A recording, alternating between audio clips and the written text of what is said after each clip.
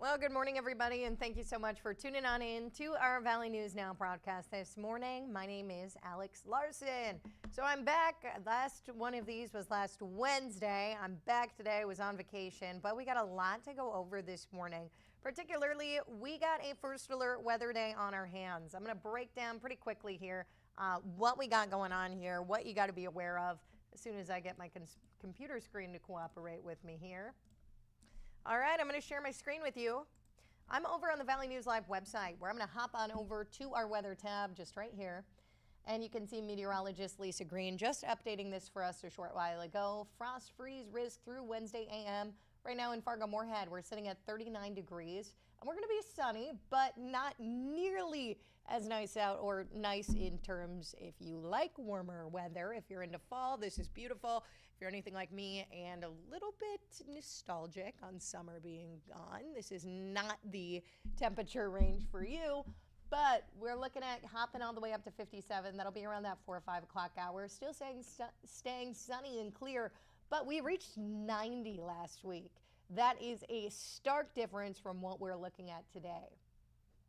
First alert weather day this morning, clear skies, lows near freezing. That freeze may kill sensitive plants, and threats are greatest in the northern valley. So we're going to click right here on our 11-day planner. You can see tomorrow we've also got a first alert weather day. Our high is going to be 71 degrees, but look at that low. It's going to be lower than it is today, 35 degrees. So lots to look out for. That frost is still going to be an issue tomorrow morning, our first alert weather team says. So that's the reason for the first alert weather day being raised. Check out the rest of this week. We've got 72, 69, 74, 73, 61. We're going to stay pretty consistent. I mean, that 74 is going to feel pretty good on Saturday, but you got to watch out for that wind. Of course, as always, you got to watch out for that wind in this area of the country.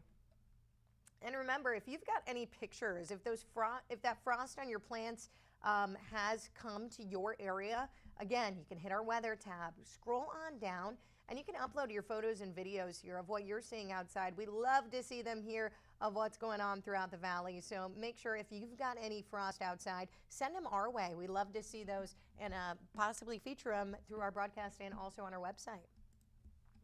And remember, our First Alert Storm Team can follow you no matter where you go. You download that VNN weather app, and our First Alert Storm Team, again, can keep you in the loop for these First Alert weather days. They've got everything you need to know as we take these on, when that's going to be hitting you, where that's going to be hitting as well. So remember, that's free to download, easy to use. It's in the App Store. No matter if you got an iPhone or Android, we can keep you posted there.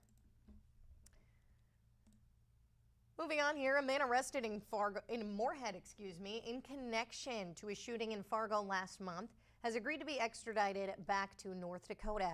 So the man up on your screen, that's Dennis Salinas Jr. He was arrested back on September 26th in Moorhead after 9 days on the run. So he'd been wanted in connection to a late night shooting on September 17th in the 1400 block of First Avenue South. Police in Fargo had arrested the other man wanted in connection to that shooting just 3 days earlier. And it's been 2 months now, and Fargo police are still looking for a 20-year-old on the run wanted in connection to a deadly shooting in downtown Fargo back on August 3rd. So they've got a good amount of information in this investigation, they say. A lot of that cannot be released at this time. Fargo police do say at this 2-month mark, they're making progress as the department has been in contact with other investigators and agencies on this case. Police not saying which ones, though, as it could hinder their investigation. So this guy, Tyreek Jones, is accused of shooting at several people just before 2 a.m. on August 3rd. One of those people shot, Azim Holmes, died from that shooting. Police say Jones fled from the scene shortly after. Lieutenant Tom Shaw with Fargo Police says there's progress in the form of preparing for court, testimony, getting elements of the crime, and the facts of the investigation. Police say right now there's no new information on where Jones may be. The search for Jones, though, does go beyond the FM region, with police saying they are not letting up and they will eventually arrest him. And while police do tell Valley News Live that there is no current threat to the public, Jones is still considered armed and dangerous. Fargo police emphasize that if you do see him, do not approach him. Instead, call 911. Police do also say that in this case, it's not a matter of if they get them, it's a matter of when. Moving on here, a pattern of toxic leadership driving employees from key Fargo City departments in alarming numbers. That's according to exit interviews obtained by Valley News Live. The communications department's top leaders stepping down back in August after a formal complaint led to an investigation. So we asked for those exit interviews when we learned about that complaint, and we got a full breakdown of what we found. That's over on our website, valleynewslive.com. Or, of course, as always, you can find that on our VNN News app. We've got everything that we post online on Facebook. That's also on our news app. We can send you push notifications from there, too. If you're one of those folks who does have the app and we're directed to this stream by our VNL News app, that's just one of those features that we have. We're able to alert you of breaking news, any top stories that are going on around the region, anything that we feel that you should be alerted to. We can do so right away, right on your phone with that VNL News app. And it's been 110 days since devastation hit Enderlin in the biggest weather event of the summer. The preliminary F4 rating of the June 20th tornado has now been upgraded to an F5. Valley News team Cindy Zatz traveled to Enderlin with First Alert Storm Team Summer Schnellbach to learn what goes into determining that rating. And they also got a look at where damage still stands. Let's take a listen. It's one thing to be looking at a radar, looking at a screen, and a whole different experience now to be out here and actually seeing the destruction that a tornado can do. This is what's left of a home where 2 people died the night of June 20th. Debris and dirt. This was the destruction at this site just days after an EF5 tornado swept through the area, with peak winds estimated at 210 miles per hour. It was the first EF5 in the U.S. since Moore, Oklahoma in 2013, and the first in North Dakota since the Fargo tornado of 1957. You want to make sure you're taking cover. You want to make sure you're taking all the precautions. Our First Alert Storm Team bringing you coverage for hours on end as multiple tornadoes hit the viewing area that night. I had a great team working alongside me too that really helped our overall coverage, but yeah, I remember it was very hectic because I had never seen anything like this. In terms of storm coverage, I've only covered a handful of tornadoes myself. And Monday, nearly 4 months later, we are learning the tornado that tore through Enderlin is now being categorized as an EF5, up from its preliminary rating of an EF4. It's all done in person, so it takes a really long time to have crews come out here, take pictures, evaluate with their own eyes, and then compare it back to past radar data and see if what they're seeing matches up on the radar at that same time. And that can take a lot of time. In this instance, they actually had forensic reanalysis of some of the wind damage, and that takes a long time. Some other evidence examined toppled over grain hopper cars and tree damage. One neighbor who didn't want to go on camera says any damaged site currently looks like this one. It feels surreal to be able to, see it all, because I think about the families that were affected all the time. Just thinking like, what could we have done differently? I know there's nothing, but to be able to see it, to be able to be here, I feel like it brings me some peace. While families continue to rebuild, the impact of June 20th is one that will never be forgotten. In Enderlin with Summer Schnellbach, Cindy Zatz, Valley News Live. So as we mentioned there, the June 20th tornado was the first EF5 in the state since the Fargo tornado of 1957. It actually happened the same day as well, 68 years apart. That storm is also credited for being the one that inspired the F rating system.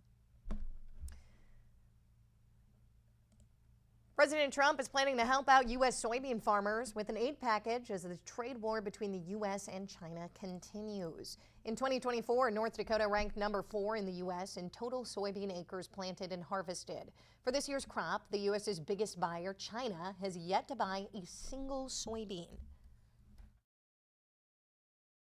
If China cannot buy any beans from us, we will stockpile them beans here as we either crush them in the U.S. or we find other markets. You can't replace that Chinese market with any other markets in the world. So he adds that They do need the help, but says it's only a short-term fix. Many residents at the Eventide Living Center in South Moorhead were caught off guard when their rent unexpectedly went up. We're told an error caused them to pay more than usual, and we have reached out to Eventide in that situation, and as far as we know right now, they have not gotten back to us. This month, I got a bill, and suddenly my rent is gone up. This came out of the blue for no reason. And not only were some residents overcharged rent, but this was also backdated for months. And this story came to us through our whistleblower hotline. If you need help or have a story idea, fill out that form on our website, valleynewslive.com. Quickly here, I'll just show you how to navigate that, okay? I'm going to share my screen with you over on our website, valleynewslive.com. This is just our homepage. You can scroll down, and on the right-hand side of your screen here, you'll see the whistleblower tab. There you're able to, you can keep this anonymous as well. Keep that in mind if you want to put that anonymous. But if you want to put an email or phone number so we're able to get a hold of you to get some more information on how we should best follow this. You can also upload photos, documents, as well as your story suggestion here. And that'll go to our entire newsroom, and we'll get back to you if we're choosing to pursue that story. And it's National Fire Prevention Week, and the Fargo Fire Department is urging everyone to charge into safety. So this year's focus is on the safe use of lithium-ion batteries at home. Campaign highlights the importance of buying, charging, and recycling these batteries safely. Batteries are found in common everyday items like e-bikes, your phone. They recommend only charging these items with the original cord and recycling them when they're dead. You know, if you are charging a battery and you're seeing where the battery pack's starting to distort or swell or maybe smells funny, that's the time to just quit using it because that's reached the end of its life. And Fire Prevention Week is not just for batteries. Fire Department also reminds you this is a good time to test out your smoke detectors and map out a home escape plan. Now that's about all I got for you here on this Tuesday morning. Remember, you can find this streaming at 7:30 around that time frame. I'll send out that alert on Facebook, YouTube. You can also find it on that VNL News app. I'll send you an alert when I start this desk up, and you're able to get the latest on everything that's going on in our region there. Remember, we got a first alert weather day today for that frost. Same thing goes for tomorrow. Make sure you got that VNL weather app for those alerts right at your fingertips. Again, that's all I got for you. I'll see you back here tomorrow. I hope you have a great Tuesday and an even better rest of your week. I'm Alex Larson.